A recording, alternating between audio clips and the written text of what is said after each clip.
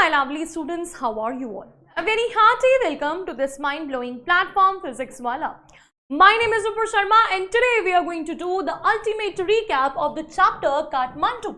Okay, and let us understand the title. What is basically Kathmandu? So you know that Kathmandu is the name of a place and it is the capital of Nepal. Okay, the capital of Nepal, and this is basically a travelogue. It is a travelogue which has been taken from a book. Okay, it has been taken from a book. It is an excerpt from a book written by Vikram Seth, and the name of the book is Heaven's Lake. Okay, he wrote a book called Heaven's Lake, and from there he picked up this excerpt. So how it all started and how he reached Kathmandu, that we are going to find out in this chapter. Okay, so what we are going to do, we are going to do the summary of Kathmandu. So what happened? How he reached Kathmandu? Basically, this poet, writer, he was hitchhiking. He was hitchhiking from China to India. Okay, from China to India. Now, on the way from China to India, he crossed Tibet and Nepal. He crossed Tibet and Nepal, and there in Kathmandu, he met with himself. Do you know what is meeting with yourself means? Meeting with yourself. He met with himself. He found an emotional element in himself while he was, traveling in Nepal.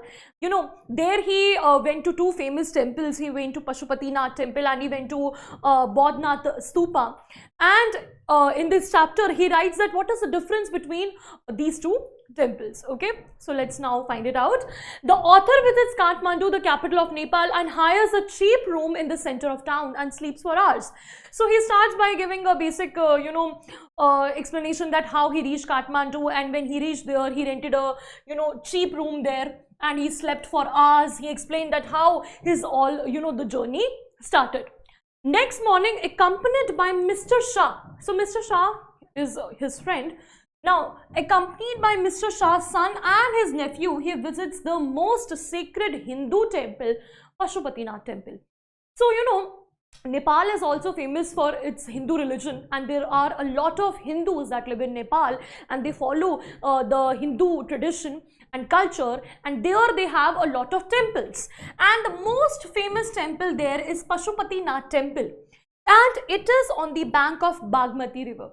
Okay, so the Bagmati river, it flows through Nepal and India, and on the bank of that river is this beautiful temple, Pashupatinath temple. Now he is going to explain that how is Pashupatinath temple. I mean, what he sees in Pashupatinath temple, what is the environment of Pashupatinath temple. The atmosphere in and around the temple is completely chaotic. There is a lot of chaos in the temple, okay, because there are a lot of people, there is a lot of crowd in the temple. There are priests, there are devotees, there are hawkers, tourists, cows and monkeys as well. He sees a lot of monkeys, he sees a lot of dogs, he sees cows there, and the priests, there are hawkers. Usually when you visit a Hindu temple, and a famous Hindu temple which is also a tourist attraction, there we say that there is a lot of noise, there is a lot of chaos there. A signboard announces entry for the Hindus only.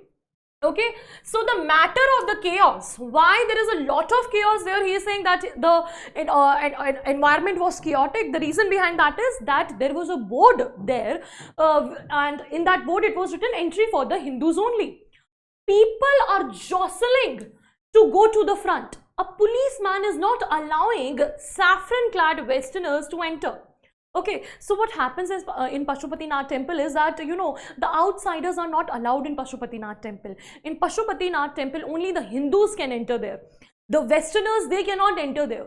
So what the Westerners do, they dress themselves in saffron clothes, and saffron clothes are basically the symbol of Hinduism or the Hindu culture. So they are not allowed in the temple. Why? Because it's not allowed. It's an age-old tradition that they won't be allowed in the temple. So they are fighting. They're fighting with the priests, they are fighting with the, policemen, they're fighting with the organization that why you're not allowing us to, enter the temple. We want to enter the temple, we want to see the beauty of the temple, we want to find out that why it is so famous. Because, foreigners, if we talk about the Westerners, we talk about, they're really very interested in the Hindu tradition. So they want to visit the temple, but they're not allowed to do so. So there is a fight among them, not a fight, but we can say there is a discussion, there is a huge discussion going on. And because of all this, there is a lot of chaos around the temple. Then he says, the author is amused to see two monkeys fighting with each other. He also finds, two monkeys who are fighting with each other. Usually when we see that, how the monkeys behave, they are fighting, they are chattering, and they are also chasing each other. One jumps on the shivling. And when he also sees that there is a monkey who actually jumps over a shivling. You know what's a shivling? Shivling is it's an important, if we talk about, when we talk about Pashupatinath temple, it is dedicated to Lord Shiva, and there are a lot of shivlings there, and on that shivling he jumps. Okay, there is also a picture of a shivling there. So he sees that the monkeys are, they're minding their own business, they're just playing with each other, and he's amused by all these things. A corpse is being cremated on the bank of the river. Okay, a corpse is being cremated. Okay, because it's a river, because it's a holy river, Bagmati river. So usually, as you know, that in the Hindu tradition, it is a tradition that, the corpses, they are burnt after the person is dead. How the cremation is done? The person is buried. So the person is not buried, they are, they are burnt, they are being cremated. So here the cremation process is going on, and now he is telling that how the Bagmati river is polluted. How it is polluted? Because the washerwomen are busy doing their work. Okay, the washerwomen, they are washing their clothes, the children are taking bath in it, and a basket of old offerings is thrown from a balcony into the river. So there are also old flowers thrown into the river, and this is all causing river pollution.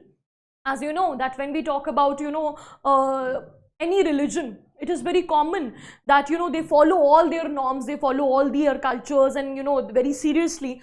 And when we talk about Hindu tradition, so here, everything that is, thrown away in the river, it is considered that it is holy. Okay, everything that is holy is, thrown into the water, although it pollutes the river. So this is happening, and this is how he is telling that the river is being polluted. Okay. So, what happens in the Pashupatinath temple that I have told you, and what happens when he goes near the river? Near the river, he sees a small shrine. A small shrine half protrudes from the stone platform on the river bank. It is believed that when it emerges fully, the goddess inside will escape and the evil period of Kali Yuga will end on earth. So here he is talking about a popular belief. There is a popular belief in the Hindu religion, especially when we talk about Nepal, that there is a shrine there. Okay, you understand? There is a shrine there, and from that shrine, half protruding is a goddess. There is a goddess, there is a stone there, okay, and from there, a goddess is half protruding. And it is believed that when she will fully escape from there, when she will fully protrude from there, and she will escape, then the evil period of Kali Yuga will end. As you know, if you know about the Hindu religion, it is believed that, there are 4 yugas. There are 4 yugas. The first yuga was Satya Yuga, then Treta Yuga, then Dwapar Yuga, and then the Kali Yuga. So it was believed that the Kali Yuga will also end. The Kali Yuga is also going to end when the goddess will fully escape. It is going to symbolize that the Kali Yuga is going to end, and after the Kali Yuga will end, then again the Satya Yuga, Treta Yuga, Dwapar Yuga and Kali Yuga, it is the cycle is going to start again. So this is a popular belief there, and he is telling us about that belief. Then comes the next temple. As I told you that he is going to talk about 2 temples, and he is going to tell us the difference between both those temples. So Pashupatinath temple we have heard about, okay, we have heard about the chaotic environment there. Now we are going to talk about the second temple that he visits, that is Bodhnath Stupa. It is very calm. Unlike, Pashupatinath temple, it is very calm. The Bodhnath Stupa, there is a white dome there. There is a white dome there and it is surrounded by a road.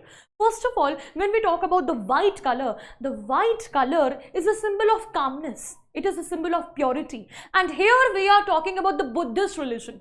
When we talk about Buddhism, Buddhism represents calmness. When you go to a Buddhist temple, when you go to a Buddhist monastery, what happens there? You find peace there. You find tranquility there. Their way of praying is to meditate. They meditate, okay? They do not, sing. They do not pray, like, other religions do. There, everything depends on, meditation. So there the environment is really very calm. It is really very silent. There are small shops there, small shops around it, although there are shops there, but there are no hawkers. They do not make any noise. There is no crowd there. The shops there are owned by Tibetan immigrants. As you can see, it is really very common practice that around these stupas there are Tibetan immigrants, and the immigrants are selling bags and jewelry. But their way of selling the bags and jewelry is very unlike the other hawkers, okay? The other hawkers, they call you, they, shout and they create a lot of noise, but they are really very silent. The environment is completely different of both these temples. The first temples, it talks about chaos. It talks about, the, zeal in people that they want to see the temple. They want to, pray in the temple, they want to go inside the temple. Even if we talk about the Westerners, they are very much interested in the Hindu religion, they want to visit that temple. But when we talk about the stupa, we are completely talking about the opposite world where there is a lot of peace, okay? Now, and then Kathmandu Market has fruit and flute sellers. Then he goes to the market and he, very beautifully explains that what is happening in the market. In the market, as usual, we can see the fruit and flute sellers. There are hawkers. There are shops. There are shops selling Western cosmetics. So he is focusing on this thing that the cosmetics are Western, because we are talking about those times when these things were not very common. Okay, and it was a very big thing to sell Western cosmetics, and there was a separate market for each and everything. Now we can purchase anything online, okay, but that was not the thing in the past. It was really considered a big thing, and people especially used to visit these kind of tourist attractions so that they could buy, new things there, Western cosmetics or chocolates, antiques and film rolls, etc. And it is common right now, these days also it is very common when you visit the tourist attractions, all these shops are there, hawkers are there. But it used to be, people used to be really excited in the past about all these things, okay, because as I told you that it was not very common in those days. Noises of film songs. So he was also able to hear film songs there. Film songs were playing, car horns, vendors shouting, cows roaming freely here and there. So if you have ever been to any kind of tourist attraction or a famous place, you can see that what kind of a market it has, what kind of sounds are produced in the market. There are different kind of sounds that you can hear there. Author buys eatables. He buys eatables there, he buys marzipan and everything, and he buys a Coca-Cola there and he drinks it. And because he is explaining each and everything, he also tells about the food that he has during his travel. He thinks of two plans to go back home. Now he is planning that because I have been, traveling for a long time from China to India, he has to go. So now he is thinking that how I am going to go back to India. Firstly, he thinks that the first plan was to go by bus train to Patna and then sailing up the Ganges and Yamuna. But being homesick, he stick to the second one. Then there was a second plan. The second plan was to directly go to home. He thought that I should take a direct flight to my home. Why? Because he had become homesick. He was feeling, very emotional. He wanted to go back to his home. So he thought that, okay, enough of traveling. I have been abroad for a very long period, and now I want to go back to my home. I want to go back to my house. And for that, he is planning that I should take a direct flight. Instead of spending a lot of time in traveling, I should just go directly there. The author is fascinated by a flute seller. Now this is really very important. This is the main part of the chapter where he is going to emotionally correlate himself with flute, with the sound of flute. Here he is very much fascinated by a flute seller standing in a corner of the square near his hotel. Okay, he's near his hotel, he's there in the market, and he's listening to this flute seller. He has a pole on which many flutes are stuck like quills of porcupine. So as you know that, how it appears if you have seen a porcupine, the porcupine has a lot of spikes, and this pole was also appearing like a porcupine only. He plays flutes and the whole sound is clearly audible. The sound is completely audible in the traffic and hawkers' noise. See, there is a lot of noise there. There is traffic there. The hawkers are calling, and there is huge noise. The people are talking to each other. There is a lot of sounds. Different types of sounds being produced. But he could differentiate the sound of the flute seller there. The sound of the flute, it had surpassed each and every sound, and he was clearly able to listen to this sound. He doesn't have to shout for this product. The main thing was that the flute seller was completely different from the other hawkers.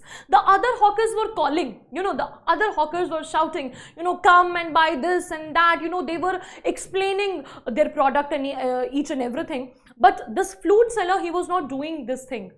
Here the writer is going to tell us that what differentiates a flute seller and the other hawkers. The thing was that he was playing the flute. He was enjoying the tune of that flute. Everybody was impressed, including the author. Everybody around that flute seller was impressed by this flute seller. He was, selling his product by playing his product, not by calling. Okay, that is why, that was his USP. That he was playing the product himself, and everybody was getting attracted to its sound. Flute is present in different cultures. Then he also said, now he's trying to find out a metaphoric meaning of this flute. He says that, flute is present in different cultures with different names. In every, even if you talk about the states, not only countries, in every, different place, there is a different name of this flute. With specific fingering. There is specific fingering, how you open the pores and you close the pores of the flute, the holes of the flute, and a different sound is produced. And compass, the compass is also different, the sound pattern is also different, but the author finds the commonality. He says, but there is a commonality of all mankind in flute music. As I told you that he is trying to find out the metaphoric meaning of this sound. He says that I can correlate the mankind with this flute sound. He observes that as we have to breathe to live, its playing also needs to pause and breathe to produce music. As we breathe, we breathe, then we stop. We breathe and then we stop. And similarly, it happens with the flute itself. How we play the flute, we breathe. Okay, we breathe through the hole, and then we do like this. We open the hole, then we close the hole. We need to stop the breathing, and then we need to breathe again. And this is how similarly the flute is also played. So we can always correlate the flute with the humankind. The melodious tunes of Basuri had never left him spellbound earlier. He had never felt so much spellbound. He was never spellbound by the sound of the Basuri. Maybe he was, because he was too far from his house. He said that I had never felt it before in my life. I have been away from my family for a very long period. I have been away from my home and I have been to abroad. I never felt so homesick. Okay, I never felt so homesick. I never felt these kind of, feelings. The phrases of this flute, the phrases that the flute is producing, that is basically, increasing the amount of emotions that the poet has in himself, and he is actually able to feel that he is quite away from his home and he needs to go back to his humble abode. Okay, so this is what the chapter is about. This chapter is about the emotions of the flute. He is able to tell that how the sound of the flute is so much different. In all this sound, he was able to clearly hear this sound of the flute, and he was able to enjoy it properly. Okay, so I hope that you have understood this travelogue, and if you have any doubts, you can just let me know. Thank you so much. Take care. Bye bye.